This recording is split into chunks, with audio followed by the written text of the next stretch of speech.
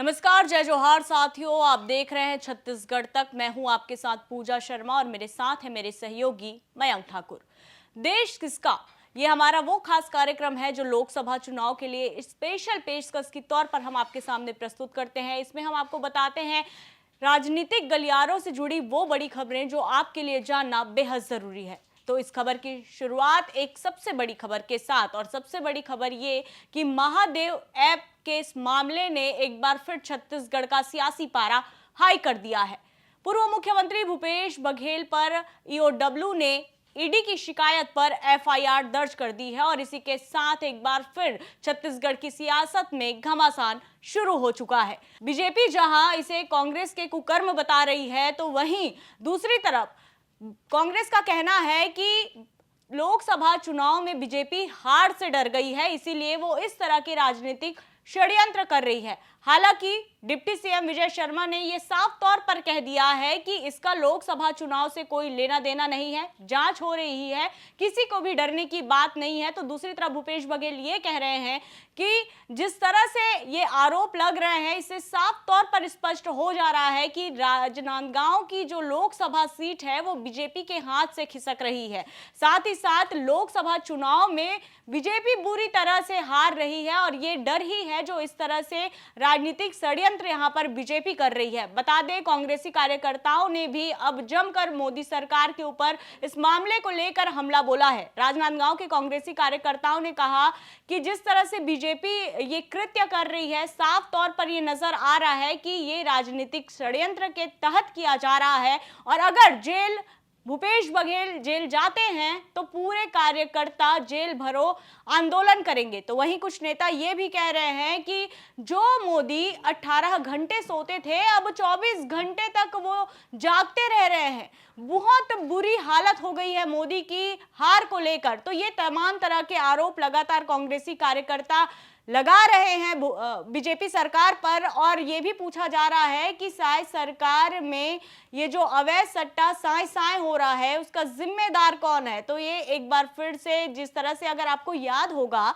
कि साल 2023 के विधानसभा चुनाव में इसी मुद्दे को बीजेपी ने जोर शोर से उठाया था और यहां तक कि सुदूर वनांचल क्षेत्र, आदिवासियों का इलाका कहे जाने वाले बस्तर में भी हर किसी के जुबान पे ये बात थी, महादेव सट्टा ऐप में भूपेश बघेल का नाम शामिल है। तो उसका खामियाजा तो हम देख ही पा रहे हैं कि कितना कांग्रेस को इसका सामना करना पड़ा था। कांग्रेस के लिए उस समय भी संकट था और सत्ता से हाथ धो बैठी कांग्रेस, और एक बार फिर लोकसभा चुनाव से पहले यहाँ पर महादेव ऐप मुद्दा एक बड़ा पॉलिटिकल मुद्दा बनकर उभरा है। मयंक, आपको क्या लगता है कि जैसे ही चुनाव नजदीक आते हैं और ये जो आरोप कांग्रेस की ओर से लगते हैं उसके मुताबिक कि ईडी तभी सक्रिय होती है जब चुनाव नजदीक आते हैं, क्या लगता है आपको कि क्या वाकई लोकसभा चुनाव में भी इस बार कांग्रेस को परास्त करने के लिए बीजेपी ने ये हथकंडा अपनाया है? आप क्या समझ पा रहे हैं इस पूरे बिल्कुल पूजा, जिस तरह से आपने बताया कि पूरी तरह से परिदृश्य वही दिख रहा है जो हम विधानसभा चुनाव के दरमियान जो चीजें देख रहे थे। विधानसभा चुनाव के दरमियान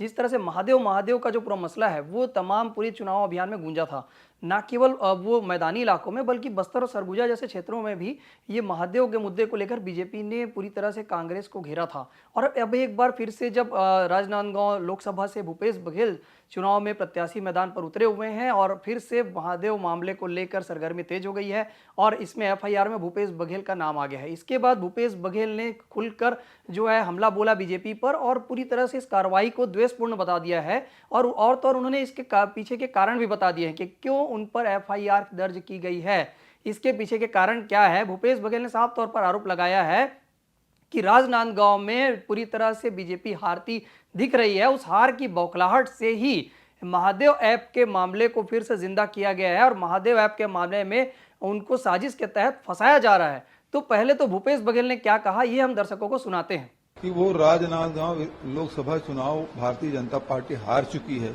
और इस कारण से बदनाम करने के नए नए हथकंडे अपना रहे हैं। तो इसका स्पष्ट अर्थ है कि केवल मुझे टारगेट करके मुझे बदनाम करने के लिए इसका दुरुपयोग कर रहे हैं और ईडी इसमें जांच कर चुकी है, उसके बाद ये डब्ल्यू दे रहे हैं। अब बात आती है भूपेश बघेल के बयान के बाद जो डिप्टी सीएम है विजय शर्मा, उन्होंने भी करारा तंज कसा है। उन्होंने साफ तौर पर कहा है कि इस कार्रवाई से किसी को डरने और घबराने की जरूरत नहीं है। सब लोग जानते हैं, प्रदेश का बच्चा बच्चा जानता है कि महादेव ऐप के मामले में क्या क्या हुआ है, किस तरह से लोग बारात में शामिल होने नागपुर से हवाई जहाज में दुबई तक गए हैं और क्या क्या हुआ है। इससे किसी तरह से डरने और घबराने की जरूरत नहीं है। तो विजय शर्मा के तंज को हम दर्शकों को सुनाते हैं कि डिप्टी सीएम विजय शर्मा ने क्या कहा। भैया महादेव ऐप में क्या क्या हुआ है बच्चा बच्चा जानता है। ये तो दुर्ग भिलाई है, यहाँ के तो सभी लोग जानते हैं, कैसे कैसे विषय हुए हैं सब लोग जानते हैं। हवाई जहाज से नागपुर से माने सारे बाराती गए हैं, सब जानते हैं। क्या क्या विषय हुआ है नहीं जानते हैं, तो इसमें डर और भय वाला क्या विषय है। मेरा ऐसा कहना है किसी को डरने की कोई ज़रूरत नहीं है।